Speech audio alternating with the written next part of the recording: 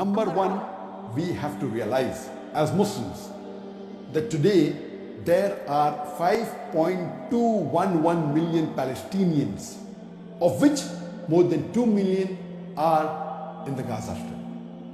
And the total Muslim population of the world today is more than 2 billion. According to me, these Palestinians, for the last several decades, they are doing farz kifaya. They are protecting the third holiest site of Islam.